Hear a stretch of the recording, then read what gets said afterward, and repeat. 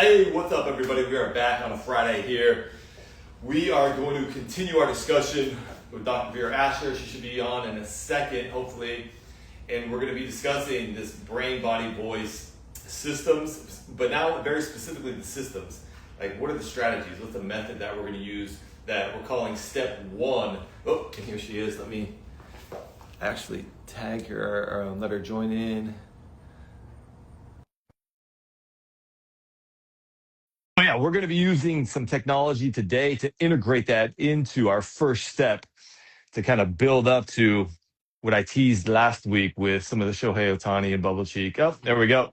So just letting Hi. them know that, yeah, but today we're going more into the systems, trying to, excuse hmm me, combine this idea of cognitive and physical.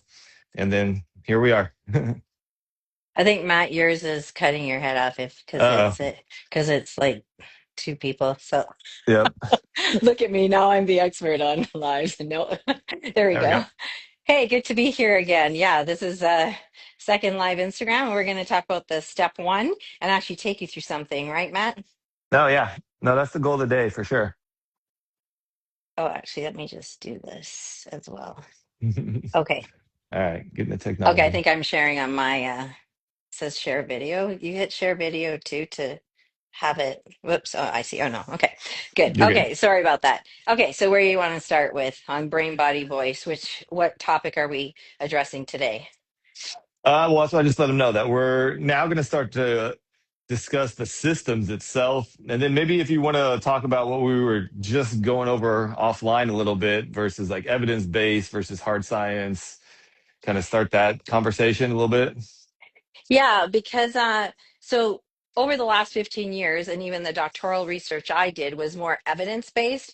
And now what I'm seeing within mental training versus cognitive training and how we have to deliver actual quantitative results, we've gone into like the hard science aspects. So we're going to be using the pulse oximeter today, and the reason why the technology helps is that it starts quantifying the systems that we're addressing.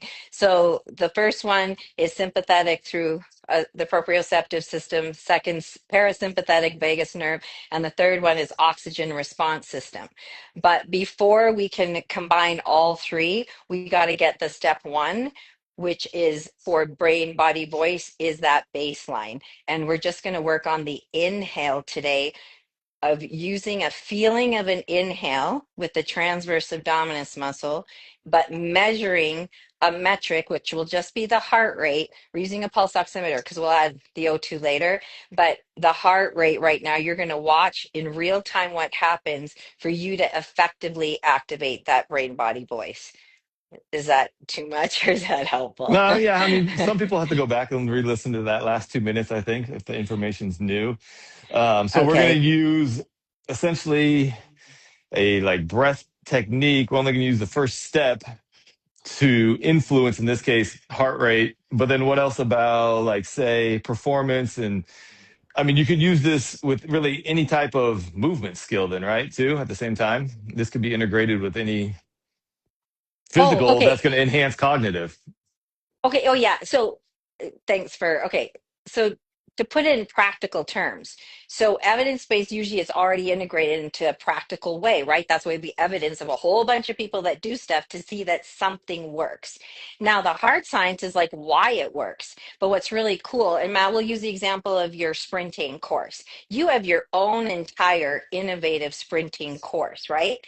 Now, what we say is if you have your now that we can share it, if the clients want to integrate the BBV systems, it's your ready, set to go, whatever the thing is. So let's say you have one of your first sprinting drills, right? You would say, okay, we go through this ready, set BBV, and you could get faster results and in shorter sessions. Is that accurate? Because you're ready, like you're all optimized in your systems to go do what the skill might be. Yeah. So then we can even go back to maybe the last talk too. We were talking a little bit introducing athletic spine performance and COP related to the actual performance. So should we go into that a little bit real quick, I guess? Absolutely. Okay. You want me So to do you do the first metrics and then I'll say yeah, how it's yeah. helped. Yeah. Okay. So it's almost teasing a little bit because we're going to show you step one, but what's also being influenced is this idea of think of like the spine as a coil, and we're trying to optimize like length and even like the response of say the column or the spine and being able to move through space and control it would be a good word too, because it's not just like moving it Hmm. through space, you're controlling.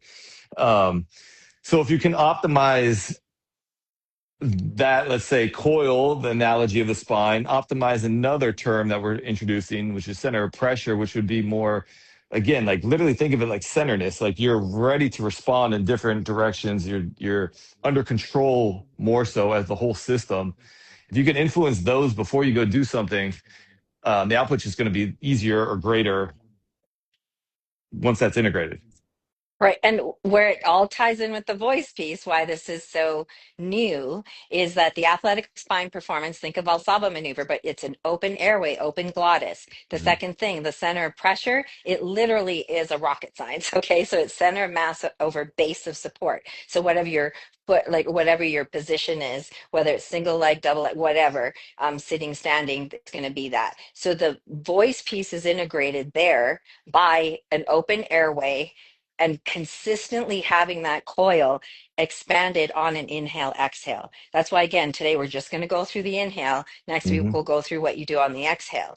But the last metric that I'll take is subglottal pressure. And there's a pressure in the vocal tract area that you're going to feel, and that's why we want you to feel this baseline activation of a BBB activation, and that will be a subglottal feeling, sub below glottis, glottal feeling. Okay, is that Yeah. helpful, Matt? Yeah, or should we take it just to relate? People understand what a closed Valsalva maneuver is most of the time on this because they relate Yeah, it's like weightlifting or powerlifting where you've clamped down right. and you do the opposite.